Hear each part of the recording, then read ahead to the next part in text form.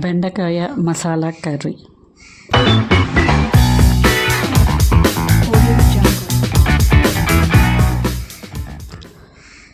Hi అండి అందరికీ. ఈరోజు మనం బెండకాయ మసాలా కర్రీ ఎలా చేయాలో తెలుసుకుందామండి.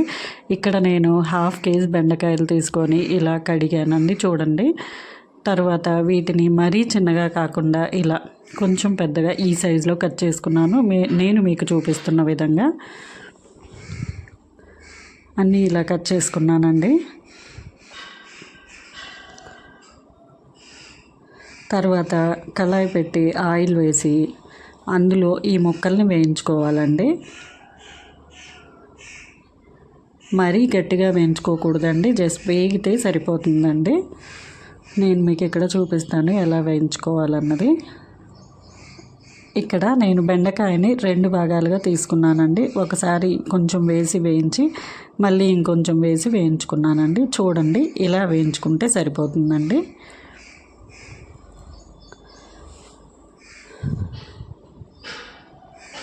ఇలా అన్ని బెండకాయలని వేయించుకోవాలండి. తర్వాత నేను ఇక్కడ టమాటా 2 మీడియం సైజు ఆనియన్స్, పచ్చిమిర్చి తీసుకున్నానండి. తర్వాత అదే కళాయిలో ఇంకొంచెం ఆయిల్ యాడ్ చేసి, చూడండి నేను ఇక్కడ ఫార్చ్యూన్ వాళ్ళది మస్టర్డ్ ఆయిల్ వాడుతున్నానండి. ఇంతకుముందు నేను సన్ఫ్లవర్ ఆయిల్ వాడానండి, దానిలోనే ఇంకొంచెం ఇది ఆయిల్ యాడ్ చేస్తున్నాను, మస్టర్డ్ ఆయిల్ని. తర్వాత జీలకర్ర, తరువాత ఆయిల్ వేడయ్యాక జీలకర్ర, ఆవాలు వేస్తున్నానండి. ఇక్కడ మస్టర్డ్ ఆయిలే వేసుకోవాలా అన్న రూల్ ఏం లేదండి, మన ఇష్టం అండి. బెండకాయకి ఆవ నూనె వాడితే చాలా బాగుంటుందండి. ఇది మీరు ట్రై చేస్తారని చెప్తున్నాను. తర్వాత మనం సన్నగా కట్ చేసుకున్న ఆనియన్స్, పచ్చిమిర్చి వేస్తున్నానండి. ఇక్కడ ఆనియన్స్ సన్నగా కట్ చేసుకుంటే త్వరగా వేగుతాయండి. ఇది లైట్ గోల్డెన్ కలర్ వచ్చే వరకు మీడియం ఫ్లేమ్లో మూత పెట్టి వేయించుకోవాలండి.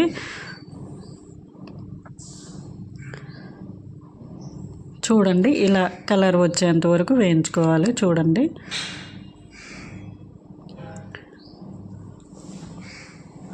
తర్వాత అవి వేయించుకున్నాక అల్లం వెల్లుల్లి పేస్ట్ వేస్తున్నానండి.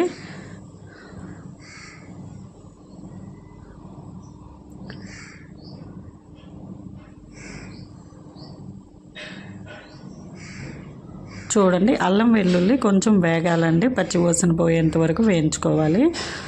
తర్వాత అందులో టమాటా వేస్తున్నాను. టమాటాని సన్నగానే కట్ చేశానండి, మెత్తగా అవ్వడం కోసం.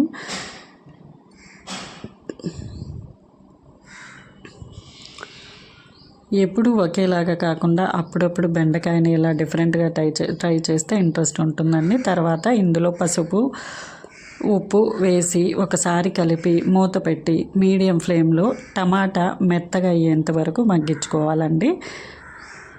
చూడండి, ఇలా అప్పుడప్పుడు కదుపుతూ మూత పెట్టి మెత్తగా అయ్యేంత వరకు మగ్గించుకోవాలి. చూడండి, టమాటా ఇక్కడ మెత్తగా అయిందండి. తర్వాత 1 టీ స్పూన్ గరం మసాలా వేసాను. తర్వాత కొంచెం ధనియాల పొడి వేస్తున్నాను. తర్వాత కారం. ఇక్కడ ఉప్పు ఆల్రెడీ మనం టమాటా కోసం వేసామండి, చూసి వేసుకుంటే బెటర్. అవి ఒకసారి అంతా కలుపుకొని 1 నిమిషం ఉండాక ఇక్కడ బెండకాయ, మనం ముందుగా వేయించుకున్న బెండకాయని ఇందులో వేసి కలుపుకోవాలండి.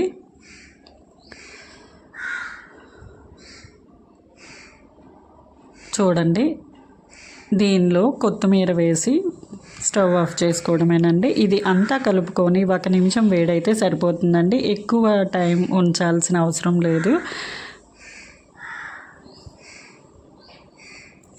చూడండి, తర్వాత ఇక్కడ నేను కొత్తిమీర వేసి 1 నిమిషం ఉంచి స్టవ్ ఆఫ్ చేసుకుంటున్నానండి. అంతేనండి, మన బెండకాయ మసాలా కర్రీ రెడీ అయిపోయింది. ఇది సింపుల్ అండ్ ఈజీ అండి. ఇది చపాతీ, రైస్, దోశల్లోకి చాలా బాగుంటుందండి. మీరు ట్రై చేసి చూడండి. కామెంట్ బాక్స్లో ఎలా వచ్చిందో కామెంట్ చేయండి. Please subscribe my channel.